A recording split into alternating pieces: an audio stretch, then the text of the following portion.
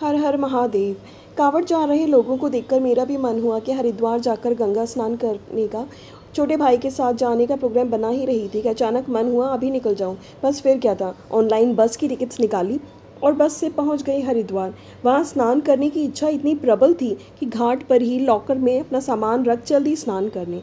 और सबसे समझदारी का काम किया कि अपने पैसे, एटीएम कार्ड, आधार कार्ड और लॉकर की स्लिप को प्लास्टिक में रैप किया और पॉकेट में रखा और पहुंच गई स्नान के लिए।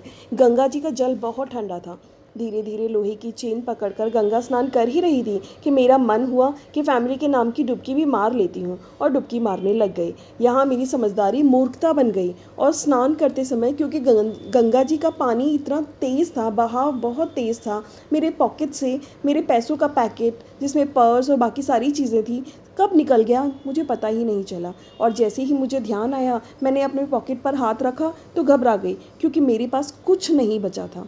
ना ही एटीएम कार्ड, ना ही कोई आईडी कार्ड, सारा कैश। सबसे पहले ख्याल आया, प्रभु घर कैसे जाऊंगी, और आसपास के पानी में खोजने लगी।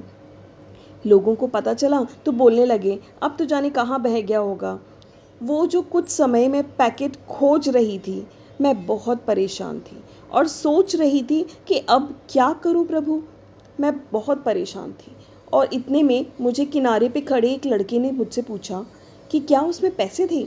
मैं बहुत परेशान थी और मैंने उसे कहा, हाँ भाई, सब कुछ उसमें ही था। वो बोला, अब आओ मेरे साथ, और किनारे पर अपने रखे बैग में कुछ ढूंढने लगा और उसने मुझे पैकेट थमा दिया। ये वही पैकेट था जो मैंने खो दिया था। ये था साक्षात महादेव का चमत्कार। उन्होंने मेरा खोया सामान लौटा दिया और उस भोले को मैंने बहुत बहुत धन्यवाद दिया। उसको कहा कि कुछ कैश भी ले लो, पर उसने साफ मना कर दिया। सच्चे दिल से भगवान को जो भी मानता है, उसका कभी अहित नहीं होता।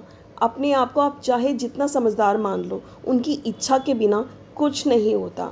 हर हर महादेव।